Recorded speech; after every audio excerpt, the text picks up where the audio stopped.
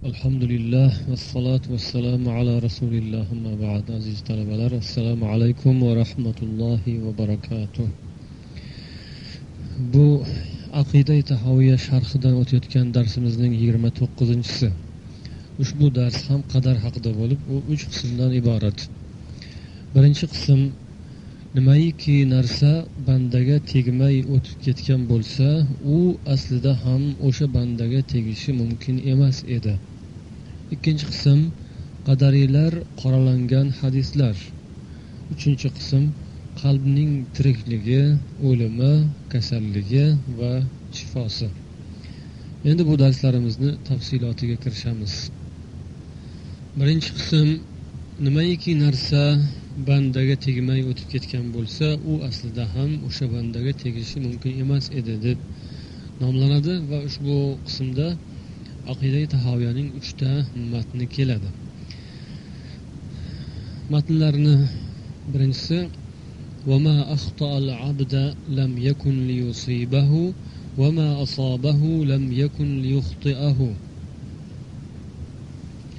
Tarjimasi: nimaiki narsa bandaga tegmay o'tib ketgan bo'lsa, u aslida ham o'sha bandaga tegishi mumkin emas edi. Nimaiki bandaga yetgan bo'lsa, o'sha narsa ham shu bandaga tegmay o'tib ketishi aslida mumkin emas edi. Bu ham avvalda o'tilgan darslarimizning ta'kidi. Demak, Alloh taoloning xohishida, irodasida nimaiki bo'lgan bo'lsa, u albatta amalga oshadi. Insonga yetadigan har bir narsa, xoh yaxshilik, xoh yomonlik, u yetmasdan qolishi mumkin emas edi. Chunki avvalda shunday yozilgan. Yana insonga har qancha harakat qilsa ham nimaiki yetmay qolgan bo'lsa, qandaydir bir maqsad va murodiga u inson erisha olgan bo'lmasa yoki boshqa muxolif dushmanlari unga biron bir zarar zahmatni yetkazishga har qancha urinsalar ham yetkaza olmasalar, demak bu narsa avvalda aslida insonga yetmaydi deb yozib qo'yilgan edi. U demak yetishi mumkin emas edi. O'sha inson yugurib yelib erisha olmagan narsasi, yaxshilik, u yeta olmagan orzusi yoki uning dushmanlari bunga nisbatan yerib yugurib yetkaza olmagan zarar, bu aslida ham yetishi mumkin emas edi. Hammasi oldindan belgilangan edi. Shoirlardan biri deydiki: "Ma qadallohu kainun la mahala va shaqiyul jahulu man la mahala." Alloh taolo nimaiki qazoyi qadar qilgan bo'lsa, u albatta amalga oshuvchidir, hech bir iloji yo'qdir. Baxtsiz, johil, nodon kimsa esa o'zini o'zi malomat qiluvchidir. Ya'ni Alloh taolo nimaiki yozib qo'ygan bo'lsa, u albatta oshadi amalga. Ya'ni yomonlikdan biron bir zarar zahmat yetishini Alloh taolo yozgan bo'lsa, undan qochib qutulishning iloji yo'q, baribir bo'ladi. Ammo shunday zararga giriftor bo'lgan, yomonlikka duchor bo'lgan inson esa o'zini o'zi malomat qilib, men nodon, falon ishni qilganimda shu zarar menga yetmay qolarmidi?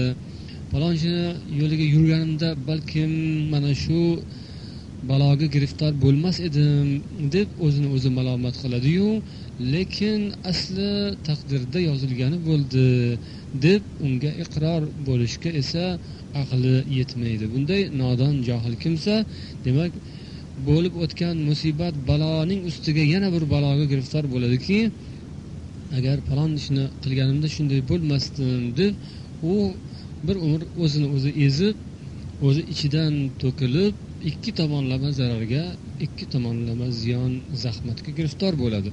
Demak, u birinchi zarar u insonga yetdimi? Yetdi. Demak, u yozuvda bo'lgan edi. Yozuvda yozilgani amalga oshdi. Endi agar shu taqdirga ishongan bo'lsa, xayr, endi Xudodan bo'ldi. Shu yozuvda bor ekan, shu endi yetdi-da deb unga sabr qilib, bundan buyoqdagi ishlarini chiroyli tarzda ado etishga, shariatga muvofiq harakat qilishga, halol mehnat va xolis ibodat bilan umrini o'tkazishga harakat qiladi. Ammo afsus va nadomat, doimiy uzoq davom etadigan afsus va nadomat insonni demak halokatga duchor bo'lishiga yana sabab bo'ladi. yana boshqa shoir deydiki: iqna bima turzaqu ya zal fata falaysa yansa robbuna namlah in aqbala ad-dahru faqum qa'iman wa in tawalla mudbiran namlah. Senga nimaiki rizq nasiba qilib ato qilingan bo'lsa, o'shanga qanoat qilgin ey yigit. Chunki Robbimiz o'zining bir chumalisini ham esdan chiqarmaydi. Agar bu dunyo senga yuz tutib, sen tomon qarab kelayotgan bo'lsa, sen ham o'rningdan tur, uni kutib ol. Agar dunyo senga orqasini o'girib ketayotgan bo'lsa, sen ham orqangni o'girib uxlayver. Ya'ni bu she'rda ham shoirlar deydilarki, nimaiki Alloh taolo yozgan bo'lsa, u albatta senga nasib bo'ladi. Senga kelayotgan rizq va nasibaga qanoat qilgin. Halol va pokizasiga qanoat qilgin. Sen buni ko'paytiraman deb harom xarish yo'llarga o'zingni urmagin. Chunki Robbimiz yaratgan o'sha chumoli ham och qolmaydi, u ham rizqsiz, nasibasiz qolmaydi. Alloh shu chumoliga ham atab nimadir yaratgan. Chumolni yaratgan, uning rizqini ham, nasibasini ham yaratgan. O'sha fillarni, kitlarni boqayotgan, ularga oziqa yetkazib berayotgan zot chumolisini ham albatta shunday tashlab qo'ymaydi. Kitlar, baliq, undan kattaroq bo'lgan mahluqotlar, fillar, undan ham kattaroq agar mavjudotlar, mahluqotlar bo'ladigan bo'lsa, shular ham yaralgandan bu yoqda naslu nasabi davom etyapti. Shular ham oziqlanyapti. Kuniga tonnalab ovqat yeydigan mahluqotlar ham qirilib, ovqatsizlikdan, rizq nasibasi yo'qligidan o'lib bitmayapti. Balkim o'shalarni ham yaratgan egasi oziqlantiryapti. Shunga o'xshab sen ham ey banda, ertaga nima yer ekanman deb haddan ziyoda qayg'u g'amga botmagin. Robbing senga yetkazadi, harakatingni qilgin. Bu baytning ikkinchi misrasida shu ma'no bor. Ya'ni agar dunyo senga yuz tutib kelayotgan bo'lsa, sen ham o'rningdan turgin-da uni olgin. Ya'ni ishing rivojlanayotgan bo'lsa, hayr, sen ham xursand bo'lib, Xudoga shukr qilib, alhamdulillah deb o'sha davom etayotgan ishingda yalqovlik qilmasdan davom ettirgin. Ammo dunyo senga orqasini o'girib olgan bo'lsa, endi sen unga yopishib bor butingni shu yo'lga sarflab, jon jahding bilan xuddi sen quvsang yetib oladiganday o'zing xor qilmagin. Ya'ni dunyo senga orqasini o'girgan bo'lsa, sen ham unga orqangni o'girgin, sen ham uxlagin. Ya'ni uxlab yotavergin, o'zi tushadi degan ma'noda emas. Ya'ni vaqtida damingni olib, vaqtida ishingni qilib, tartibing bilan o'zingni rejang bilan amalga shu rejalaringni amalga oshirish yo'lida harakatingni qo'ymasdan ibodat va mehnatingni davom ettiravergin degan ma'noda. Uyqungda halovat yo'qolmasin, qayg'u, g'am, alamga botib o'zingni baxtsiz his qilmagin. Bu dunyo uchun, dunyoni moddiy narsalari, matohlari uchun inson baxtsiz o'zini qayg'u, g'amda deb hisoblashi bu to'g'ri emas. Navbatdagi matn: وعلى العبد أن يعلم أن الله قد سبق علمه في كل كائن من خلقه فقدر ذلك تقديرا محكما مبرما ليس فيه ناقض ولا معقب ولا مزيل ولا مغير ولا محول ولا ناقص ولا زائد من خلقه في سماواته وأرضه. Banda shuni bilmog'i lozimki, Alloh taoloning mahluqotlaridan paydo bo'luvchi har qanday narsa haqidagi ilmi hammadan avvaldir. U o'sha narsani aniq, qat'iy qilib o'lchab, belgilab qo'ygan. Uning osmonlari yu yerida bu o'lchovni buzadigan yoki orqaga suradigan, yo'q qilib yuboradigan, o'zgartiradigan, boshqa tomonga burib yuboradigan, kamaytirib yoki ko'paytirib qo'yadigan hech bir kimsa, narsa yo'qdir. Ushbu matnda ham avvalda o'tganimizdek, Alloh taolo mahluqot va mavjudotlarni yaralmasdan avval juda ham yaxshi bilganini anglashimiz mumkin. biz avvalda hadislarda o'qib o'tdik, alloh taolo osmonlar va yerni yaratmasidan 50 ming yil oldin barcha narsalarning taqdirini yozgan, o'lchovlarini hammasini belgilab qo'ygan. Shunday qilib alloh taolo narsalar, voqealar, hodisalar qachon, qay tarzda, qanday kayfiyatda, qanday kamiyatda, ya'ni miqdorda sodir bo'lishini bilgan. O'zining hikmati taqozosi bilan hammasini aniq qilib yozib qo'ygan. Bu maxluqotlarni, turli xil voqea, hodisalar va narsalarni ajoyib tarzda, juda ham bir g'aroyib hikmatlar bilan, sir va asrorlarga to'la holda sodir bo'layotganligini ko'rib turib, har qanday aqlli inson bu ishlarni joriy qilayotgan, boshqarayotgan, yaratayotgan zot, demak, oldindan bularni hammasini bir-biriga muvofiq, mutobiq tarzda, ajoyib bir muvozanatda belgilab qo'yganligiga iqror bo'ladi. Bu narsa faqat narsalarni oldindan biluvchi zot tomonidangina shunday qilinishi mumkin ekanligini tushunadi. Yer osmondagi mavjudotlarning aylanishi, harakatlanishi, paydo bo'lishi va o'lishi, bu hammasi ketma-ketligi, bir-biriga xalaqit bermasligi, bir-birini demak to'lg'azishi, hammasi bir-biriga uzviy bog'liqligi, muvozanati, juda ham nozik tarzdagi muvozanati mavjudligi, demak bu narsa oldindan biluvchi bir zot borligiga ishora qiladi. Demak, nozik jihatlari bilan oldindan bilishiga bu narsalar dalil bo'ladi.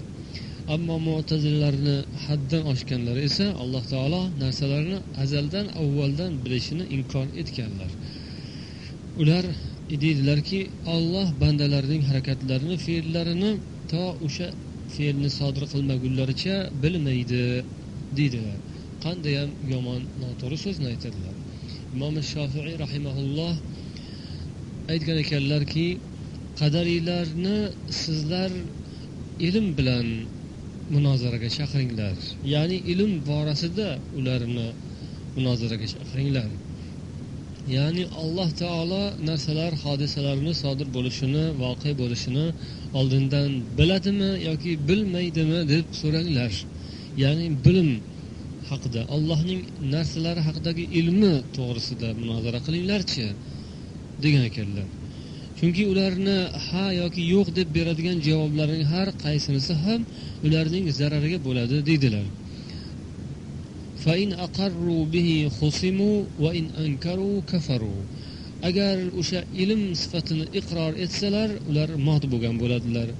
Inkor etsalarchi kofir bo'ladilar degan ekanlar.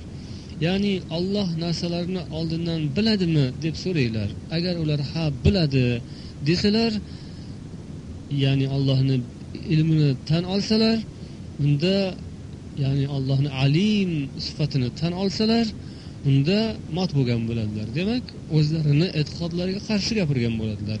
Alloh alimmi, hamma narsani biluvchimi?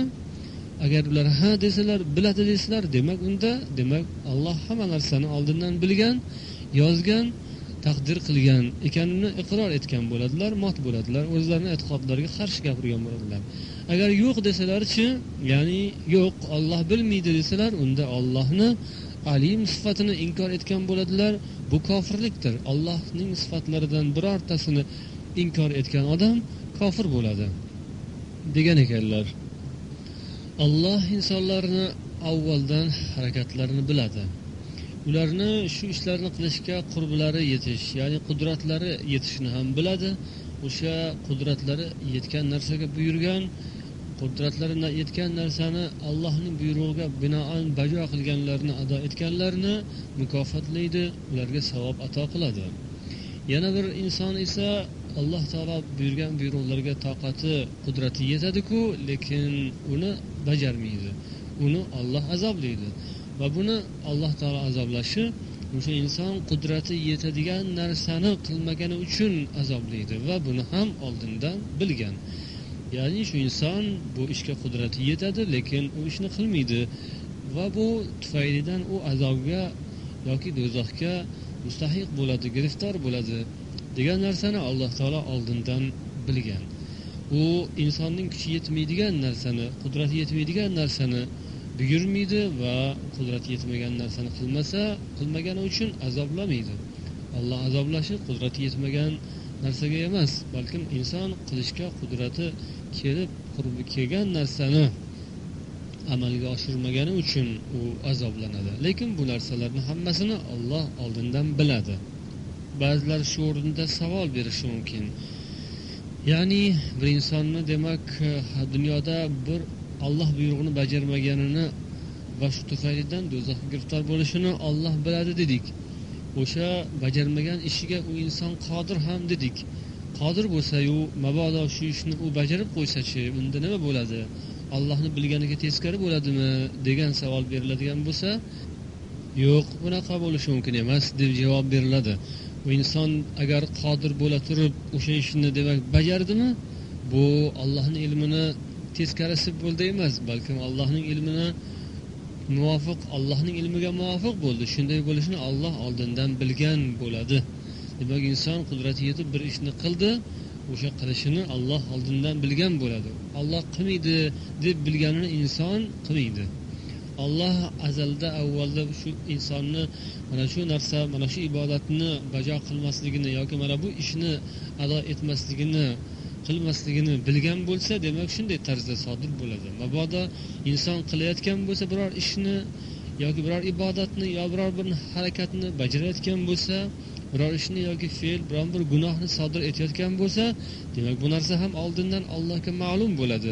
O'sha Alloh taoloning bilganiga muvofiq sodir bo'ladi.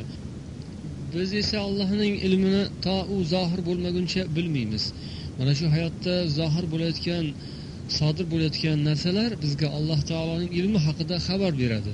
Mana shu amalga oshgandan so'ng, demak biz Alloh shu narsani oldindan bilgan ekan, shu narsani xohlagan, yozgan ekan, taqdir etgan ekan deb bilamiz, lekin ungacha bilmaymiz. Shuning uchun ba'zi bir insonlar meni bo'lganim shu-de, Xudo o'zi shuni xohlab qo'yibdi deb o'zini jinoyatini, gunohlarini, ma'siyatini, yomon yo'lini oqlaydi. Yo'q, bu undoq emas. Alloh taolo shuni xohlaganini, inson shu kungacha qilgan ishini Alloh shunday xohlaganini aytishi mumkin.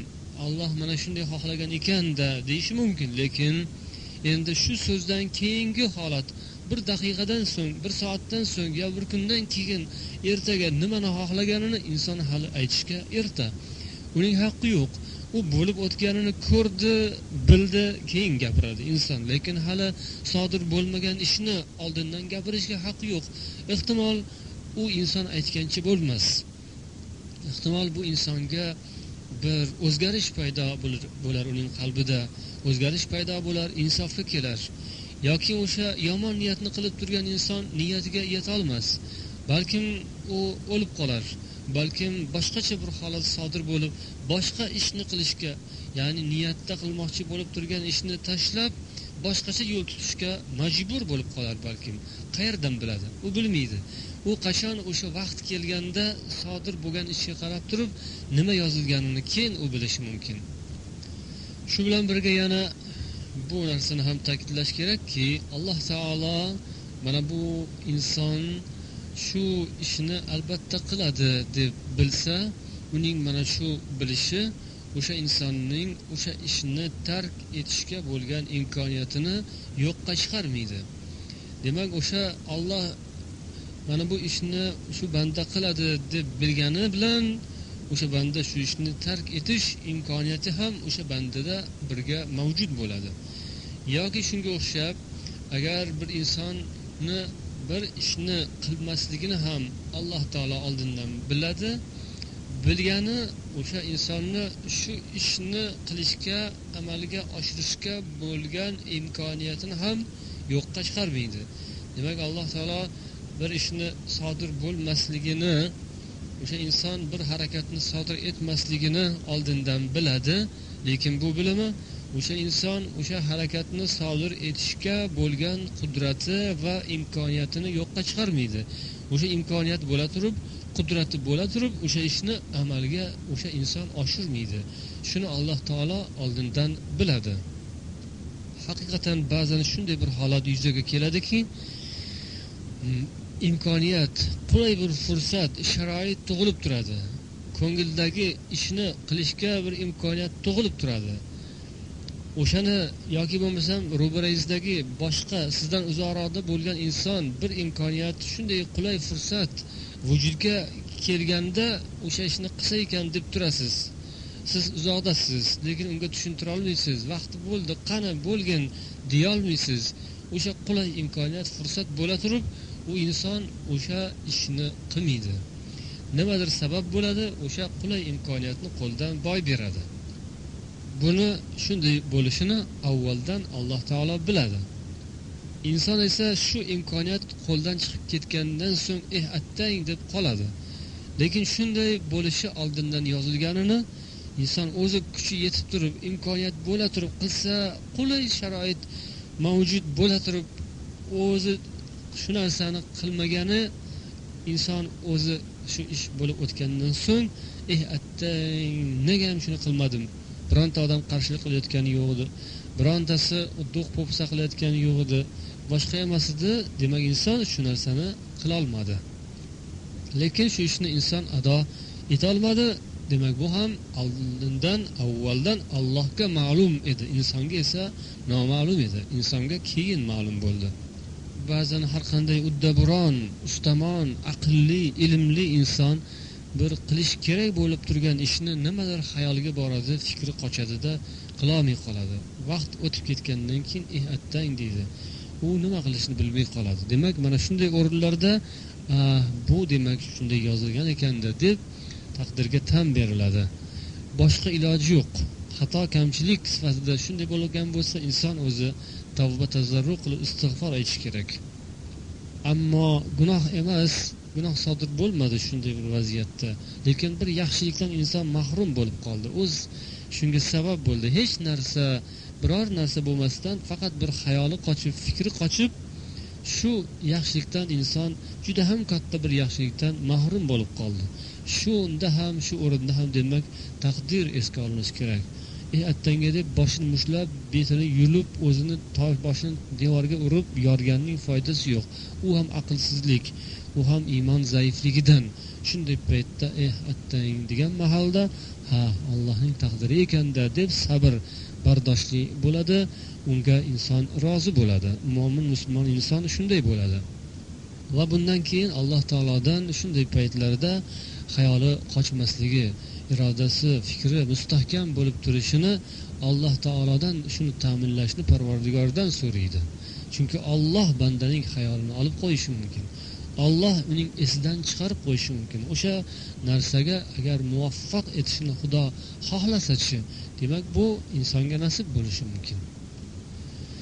Navbatdagi matn وذلك من عقد الإيمان وأصول المعرفة والاعتراف بتوحيد الله تعالى وربوبيته كما قال تعالى في كتابه أعوذ بالله من الشيطان الرجيم وخلق كل شيء فقدره تقديرا وقال تعالى وكان أمر الله قدرا مقدورا. Bu e'tiqod iymon shartidan, yaratganni tanish asoslaridan sanaladi hamda Allohning tavhidi va rububiyatini e'tirof etish hisoblanadi. Alloh o'z kitobida bunday marhamat qiladi. U hamma narsani yaratib, ularni juda aniq o'lchov bilan belgilab qo'ydi. Alloh yana dediki, Allohning ishi oldindan belgilangan va albatta amalga oshishi muqarrar hukm qilingandir. Demak, bunday narsalarga e'tiqod qilish yuqoridagi ta'riflarga ko'ra iymon tasavvurga ega bo'lish bu iymon shartlaridandir. Chunki payg'ambarimiz sollallohu alayhi vasallamdan Hazrati Jabroil alayhissalom kelib, iymon nimadir deb so'raganlarida أن تؤمن بالله وملائكته وكتبه ورسله واليوم الآخر وتؤمن بالقدر خيره وشره deb javob berdilar. Ya'ni iymon bu Allohga va uning mala'ikalariga, kitoblariga, payg'ambar elchilariga va oxirat kuniga ishonishingdir va qadarning yaxshiligi ham yomonligi ham, yaxshiligiga ham yomonligiga ham iymon keltirishingdir deb javob bergan edilar. mana shu yerda qadarning yaxshiligiga ham yomonligiga ham iymon keltirishingdir deganda iymon kalimasini alohida qaytadan ta'kidlab takrorladilar. Yuqoridagi Alloh, malaika, kitoblar, payg'ambarlar, oxirat kuniga bo'lgan iymon keltirish haqida esa bitta so'z, iymon keltirish degan so'zni bir marta ishlatdilar. Bu hammasiga 6-5 narsaga bitta iymon keltirish kalimasini ishlatdilar. Alloh, malaika, kitoblar, payg'ambarlar, oxirat kuni. Ammo qadarga kelganda alohidan qaytadan yana iymon keltirishingdir degan kalimani takroran alohida ta'kidlab aytdilar. Bu ham iymon masalasida taqdirga iymon keltirish nuqtasi alohida o'rin tutishiga bir ishoratdir. Matnda val i'tirofi bi tawhidillahi va rububiyyatihi degan, ya'ni Allohning tavhidi va rububiyatini e'tirof etishdir deganlari, demak tavhid va rububiyatga iqror bo'lish, bu Allohning sifatlariga iqror bo'lish bilan mukammal bo'ladi. Alloh taolodan boshqa yana nimadir bor yaratuvchi degan inson mushriklar qatoriga o'tib qolishi mumkin. Demak, inson o'zining xatti-harakatlarini o'zi yaratadi deyish, bu ham Alloh taologa insonni sherik qilish bo'ladi. Insonning harakatlarini Alloh yaratadi. U inson bu yaratish borasida Alloh taologa teng emas, unga sherik emas. Endi darsimizning ikkinchi qismiga ko'chamiz. Bu qadariylar qoralangan hadislar haqida. Abu Dovud ibn Umardan rivoyat qilib, u kishi payg'ambarimiz sollallohu alayhi vasallamdan rivoyat qiladilar. Dedilarki, al-qadariyatu majusu hadhihi al-ummati in maridu fala ta'uduhum va in matu fala tashhaduhum. Qadariylar mana shu ummatning majuslaridir. Ular agar ular kasal bo'lsalar, kasallarini borib ko'rmanglar. O'lsalar, janozalariga hozir bo'lmanglar degan hadisni rivoyat qilishgan, lekin bu hadisni ko'pchilik rivoyat qilgan bo'lsalar ham hadis zaif deydilar. Ammo zaif hadislarni ma'nosi sahih bo'lsa, asli sahih degan ma'nosi to'g'ri bo'lsa, uning zaifligini eslatgan holda gapirish va ibratlanish, e'tiborga olish mumkin ekanligini mustalahul hadis olimlari ta'kidlashgan. Demak, qadariylarni majuslarga o'xshatildi bu hadisda. Ibnul Asir degan ulamo kishi qadariylarni majuslarga tashbih qilinishi, majuslar bu ummatning majuslaridir deb aytilishi, bu majusiylar, ya'ni otashparastlarning e'tiqodlariga bu qadariylarning e'tiqodlari o'xshab ketishi sababidandir. Majuslar dunyoning asli ikkita asosga qurilgandir deb e'tiqod qiladilar. Ular dunyoning asli asosi nur va zulmatdir deydilar. Nur xudosi, zulmat xudosi deb e'tiqod qiladilar. Ularning da'volari bo'yicha yaxshilik bu hammasi nur xudosidandir deydilar. Yomonlik esa zulmat xudosidandir deydilar. Yomonlikni zulmat xudosi yaratadi, yaxshilikni nur xudosi yaratadi deydilar. Qadariylar ham yaxshilikni Alloh taologa nisbat beradilar. Yaxshilikni Alloh yaratadi deydilar. Yomonlikni esa inson va shaytonga bog'laydilar. Yomonlik insonning o'zidan sodir bo'ladi, inson yaratadi, shayton yaratadi. Shayton xohlaydi, keyin yomonlik sodir bo'ladi deydilar. Yaxshilikni esa Alloh xohlaydi, yaxshilik Alloh xohlasa yaxshilik sodir bo'ladi. Yomonlikni esa, kufrni esa shayton xohlaydi, shuning uchun sodir bo'ladi. Alloh hech qachon yomonlikni, kufrni xohlamaydi, shayton xohlaydi va inson xohlaydi deydilar. Bu bilan o'sha majusiylarga o'xshab ketadilar. Ammo aslida esa ahli sunna val jamoa e'tiqodi bo'yicha biz o'rganib o'tgan darslarimizga mutobiq asosan yaxshilik ham yomonlik ham demak taqdirdan avvalda belgilangan deb e'tiqod qilamiz. Yana Abu Dovud va Imom Ahmad va Ibn Majahlar rivoyat qilgan bir zaif hadisni keltiriladi. Payg'ambar alayhissalomdan rivoyat qilishadiki, likulli ummatin majusun va majusu hadhihi al-ummati alladhina yaquluna la qadara. har bir ummatning ichida majuslari bo'ladi. Mana bu ummat, ya'ni payg'ambarimiz o'zlarining ummatlariga ishora qilib dedilar. Mana bu ummatning ichidagi majuslari esa qadar yo'qdir, oldindan taqdirga belgilab qo'yish yo'qdir deb aytadigan odamlardir. Ulardan kimki o'lsa janozasiga bormanglar, kasal bo'lsa kasalini ziyorat qilib ko'rmanglar. Ular dajjolning guruhlaridir. Alloh taolo o'z zimmasiga olgan narsa shuki, ularni albatta dajjolga ro'bara qiladi, dajjollarga qo'shib yuboradi deyilgan ekan. Yana bir Imom Termiziy va Ibn Majah va Tabaroniylar rivoyat qilgan zaif hadisda keladiki, sinfani min bani adam laysa lahuma fil islami nasibun al-murji'atu wal qadariyatu. Odam bolalaridan ikki toifa borki, ularning islomdan nasibalari yo'qdir. Ular murji'alar va qadariylardir deyilgan. Murji'alar ya'ni inson gunoh qilsa ham uni zarari yo'q deydigan toifalar, gunohi savobda insonni barobar qilib qo'yadigan toifalar. Qadariylar esa ular insonning taqdiriga yomonlik bitilmagan deydigan toifalar. Taqdir oldindan yozilmagan deydigan toifalar. Yana Abdullah ibn Abbosdan rivoyat qilinadiki, al-qadaru nizamut tawhid, faman wahhadalloha va kazzaba bil qadar naqada takzibuhu tawhidahu.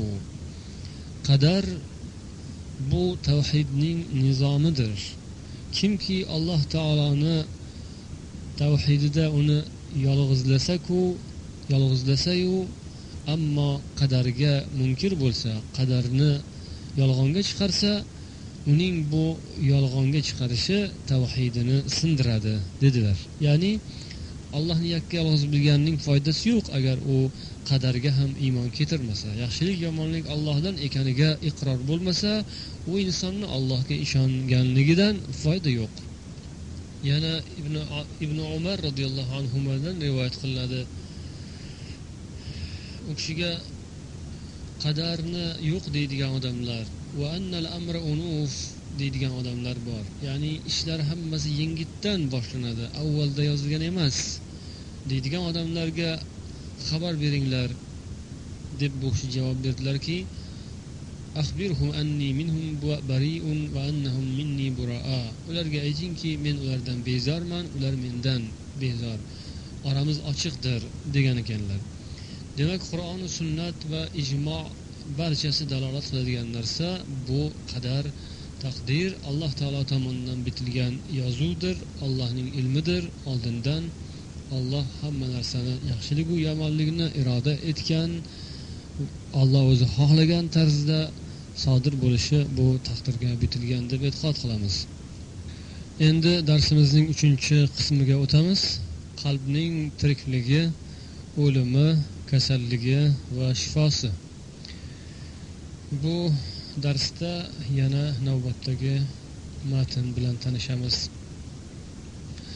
فويل لمن ضاع له في القدر قلبا سقيما وفي نسخة فويل لمن صار قلبه في القدر قلبا سقيما لقد التمس بوهمه في فحص الغيب سرا كتيما وعاد بما قال فيه أفاكا أثيما.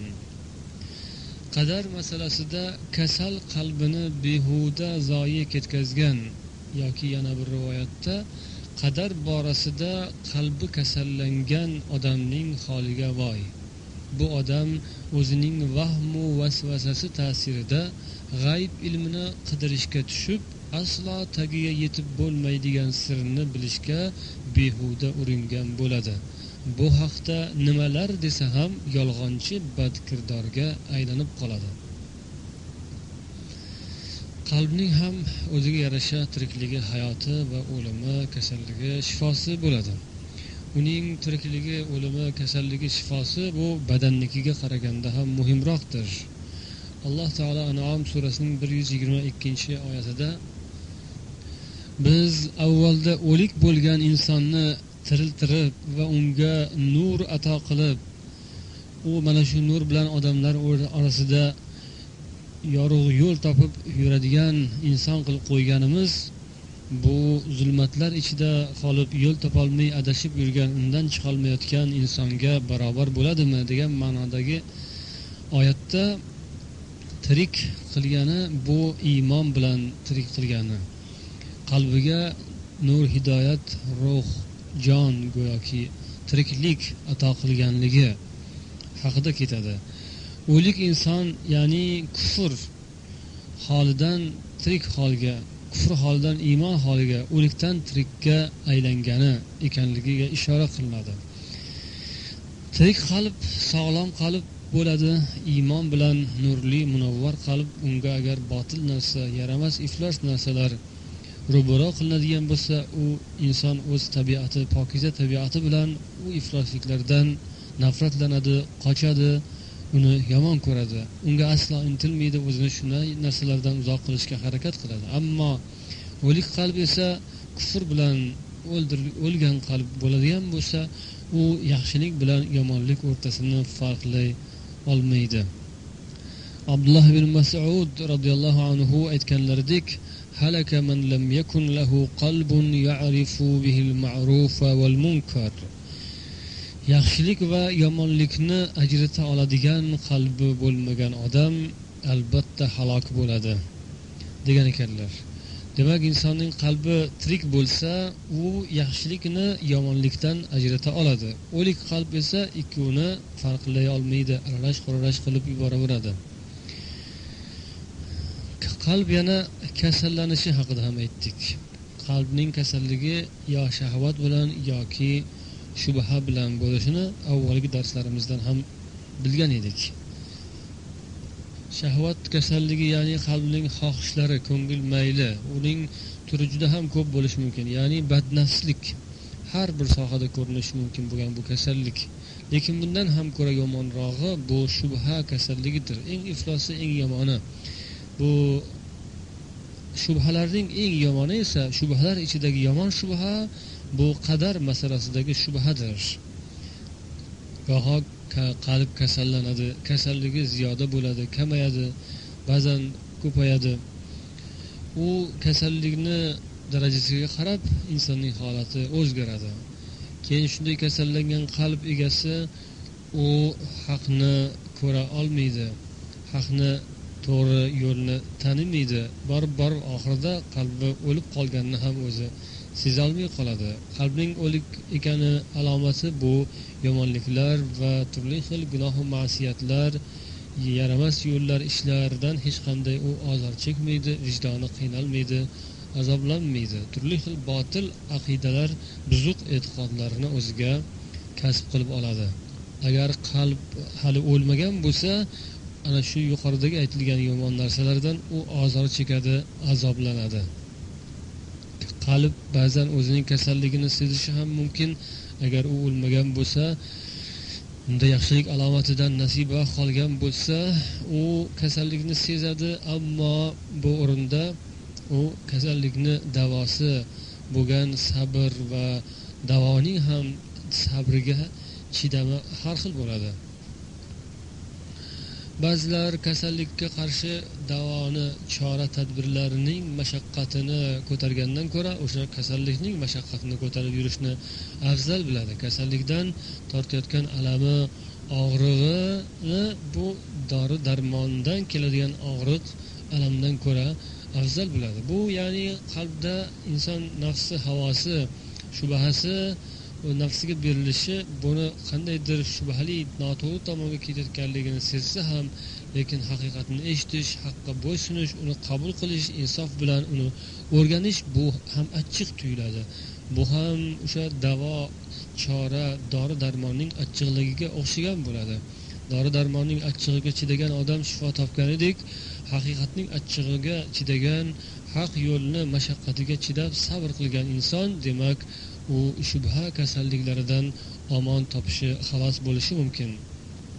Bu xuddi qiyin, mashaqqatli yo'lga o'xshaydi. U yo'l qo'rqinchli, dahshatli, yo'lda turli xil hayotga xavf soladigan narsalar, maxluqlar bor.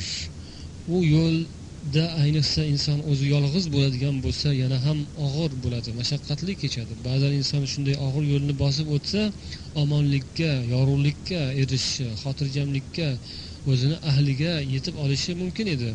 Ammo yo'lning og'irligidan ozgina yo'l bosgandan so'ng qiyinchilik, mashaqqatga chidamasdan yoki dushmandan bo'lgan qo'rquvi g'olib kelib, inson orqasiga qaytib ketib qolishi mumkin. Bu esa halokat. Oldinda najot bor edi, lekin najotga yetish uchun o'rtada dushman yoki boshqa zararli, dahshatli, vahshiy yirtqichlar orasidan o'tib borishga sabr kerak, uning uchun yurak kerak, uning uchun bardam, baquvvatlik, iroda mustahkamligi kerak edi. Bu yo'lda yoningizda bir hamroh bo'lsa, sherik bo'lsa, bu qanday yaxshi. Yo'lingiz oson bo'ladi, dahshatlaringiz, qo'rquvlaringiz kamayadi.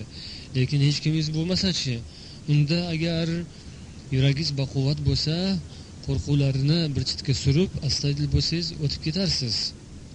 Bu dunyodagi ko'p insonlarning holati ham shunga o'xshaydi. Ular ko'pchilik tomoniga qarab og'ib ketadilar. Haq va botil degan narsaga e'tibor berishdan ko'ra, kim ko'p va kim oz, kimniki ko'payib ketyapti, mana shu tomonga e'tibor beradilar. Demak, o'sha yo'lni xatarligini ko'rib, yonlarida hech kim qolmayotganday sezib, o'sha ko'p tomonga, odamlarning ichiga, olomon orasiga o'zlarini uradilar, lekin najot esa boshqa yoqda qolib ketadi. Bu vaqtinchalik najot, vaqtinchalik ko'pchilik bilan ular o'zlarini go'yoki tinch qilganda bo'ladilar, lekin bu abadul abad halokat bilan tugashi muqarrar. Nauzubillah min zalik. Demak, bu ishda ko'pchilik ozchilik emas, balkim haq va botil degan narsa e'tiborga loyiqdir. U yo'lda hamroh bo'lgan yo'ldoshlarini ozligi unga e'tibor qaratish lozim emas. Chunki bu yo'ldan yaxshi odamlar oldinroq o'tib ketishgan. Mana shu yo'ldan sahobalar yurishgan, tobiinlar yurishgan, yaxshi insonlar, shahid va shuhadolar mana shu mashaqqatli yo'ldan o'tib, ular maqsadga, murodga yetishgan. Endi bu yerda hozir siz o'zingiz yolg'iz qolgan bo'lsangiz, bu yoqda ko'pchilik turgan bo'lsa ham o'sha oldindan yaxshilar o'tgan yo'l, yana shu yo'l og'ir yo'l, mashaqqatli bo'lsa-da, shu yo'ldan qolmaslik kerak. Oldin mana shu yo'ldan bosib o'tgan yaxshi insonlarni go'yoki yonimizdalar deganday bir o'zimizga, qalbimizga madad bilan, ular biz bilan birga hamrohdek. Qur'oni sunnatdan agar ularning hikoyalarini, nasihatlarini o'qisak, xuddi ular biz bilan birga shu yo'lda ketayotganday his etib, o'zimiz yolg'iz bo'lsak ham ular bilan birga o'zimizni hisoblasak, inshaalloh bu Allohning madadi, yordamiga sabab bo'ladigan narsa. Hadislarda jamoatga birlashish, jamoatga qo'shilish haqida ko'p targ'ibot, tashviqotlar bor. Lekin bu jamoat degani odamlarning soni ko'pchilik degani emas. Bu jamoatdan murod avvalda o'tgan jamoat, ya'ni sahobalar radhiyallohu anhumning jamoalari, payg'ambar sahobalarining jamoalari va ularga ergashgan yaxshi insonlar, ulamolar, olimlar, tobiinlar ning jamoalari nazarda tutiladi. Agar u jamoa o'tib ketgan bo'lsa ham, ulardan bugungi dunyoda ozroq inson qolgan bo'lsa ham, lekin o'shalar bilan birga bo'lish, bu jamoat bilan birga bo'lish shu deb tushuniladi. Ahli sunna val jamoa deganda biz shuni tushunamiz. Al-Hasanul Basridan rivoyat qilinadiki, as-sunnatu vallazi la ilaha illahu baynal ghali val jafi fasbiru alayha rahimakumulloh. فإن أهل السنة كانوا أقل الناس فيما مضى وهم أقل الناس فيما بقي الذين لم يذهبوا مع أهل الإتراف في إترافهم ولا مع أهل البدع في بدعهم وصبروا على سنتهم حتى لقوا ربهم فكذلك فكونوا. سنة بو الله تعالى قسم كي g'oli va jofining o'rtasidadir deydilar Al-Hasanul Basri. G'oli ya'ni haddan oshish, haddan oshib dinda qattiq ketib, ba'zi bir narsalarni to'qib chiqarish, chegarani buzib, shariatda yo'q narsalarni unga kirgizish. Jafi esa jafo qilish, ya'ni shariatda bor narsalarga amal qilmasdan nuqson, kamchiliklarga yo'l qo'yish. Shuni o'rtasida bo'ladi ahli sunna. Mana shu o'rta yo'lga, to'g'ri yo'lga sabr qilinglar. Alloh sizlarga rahim qilsin. Chunki ahli sunna avvalgi o'tgan zamonda ham odamlarning ozrog'ini tashkil etishgan. keyingi zamonda ham ular odamlarning ozroq qismi bo'ladilar. Ya'ni butun dunyo ahliga qaraganda albatta musulmonlar va musulmonlarning ishlaridagi haq yo'lda yurgan ahli sunna kishilari bular nisbatan boshqalarga qaraganda, nohaq yo'lda yurganlarga qaraganda oz bo'lishlariga ishora bu. Ular isrof kunanda haddan ziyoda dunyoga berilganlarni isroflari bilan birga bo'lmaydilar yoki bid'atchilarning bid'atlariga qo'shilmaydilar. Sunnatning mashaqqatlariga sabr qiladilar to Parvardigorlarga yo'liqqunlarga qadar. Sizlar ham ey birodarlarim ana shunday kishilardan bo'linglar deb Al-Hasan al-Basri nasihat qilgan ekanlar. Alloh barchamizni qalbimizni iymon nuri bilan sog' salomat qilib, ahli sunna bilan birga bo'lishimizni nasib etsin. Shu bilan 29-darsimiz tugadi. Assalomu alaykum va rahmatullohi va barakatuh.